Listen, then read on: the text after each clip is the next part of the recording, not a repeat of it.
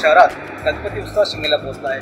तर आता अमरावती शहरातील साईनगर भागात आपण आलेलो आहे आणि इथं अतिशय उंच असा गणपती आहे आणि गणपतीचं जिल्ह्यातच इथं मुंबई पॅटर्नमधल्या गणपतीचं नाव सध्या रेखाटलं जात आहे आणि मोठ्या प्रमाणात अमरावती शहरात मूर्त्या बसल्या आहे। मात्र हा उंच गणपती सध्या इकडं नावलौकिक करत आहे। इथे भाविकांची मोठी गर्दीही दर्शनाकरता होत आहे। अनेक कार्यक्रम आयोजित करण्यात आलेले आहे, जसे आरोग्य शिबिर व अनेक प्रकारचे प्रवचनही इथं करण्यात आले आहे। सुभाष महाराज यांचं प्रवचन झालेलं आहे, त्या प्रवचनाला मोठ्या प्रमाणात गर्दी निर्माण झाली होती आणि आपल्यासोबत मंडळाचे पदाधिकारी हे सोबत जोडले आहे।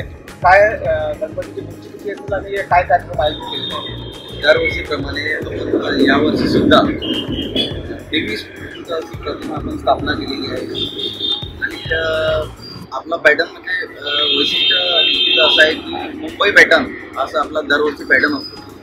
मागच्या वर्षीपासून आपण प्रथमच हा उभी मूर्ती आपण स्थापनेला सुरुवात केली आहे। तसेच यावेळेला भरपूर ठिकाणी उभी मूर्ती म्हणजे स्थापना झालेली आहे आणि आपण मंडळाद्वारे आपल्या मंडळाचा उद्देश एकच असतो की आपली संस्कृती आपली परंपरा ही परत एकदा म्हणजे कोणी विसरता कामा नये हा असा आपला प्रयत्न असतो। तसेच युवा पिढींना आणि नवीन पिढींना प्रेरित व्हावं त्यासाठी आपण 2 दिवसाआधी सोपान महाराज कनेरकर यांचं भव्य असं व्याख्यान पण झालं। त्यादिवशी गणपती स्थापना झाली, भव्य तिकीट सध्या आपण शहरात मंडळाची निघाली होती।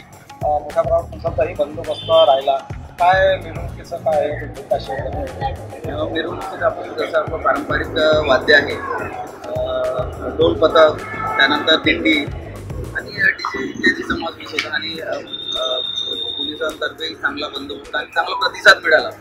विसर्जनाच्या दिवशी काय असेल? विसर्जनाच्या दिवशी काय व्यवस्था? विसर्जनाच्या दिवशी पण आपलं पारंपरिक असेल। शहरातील साईनगर इथे आपण रोडवर गणपती मंडळाच्या वतीने चालू आहे आणि शिवशक्ती मंडळ हे स्थापन आहे आणि मोठ्या प्रमाणात उत्सव असा गणपती इथे बसवण्यात आला आहे आणि मुंबई पॅटर्न हा गणपती आहे।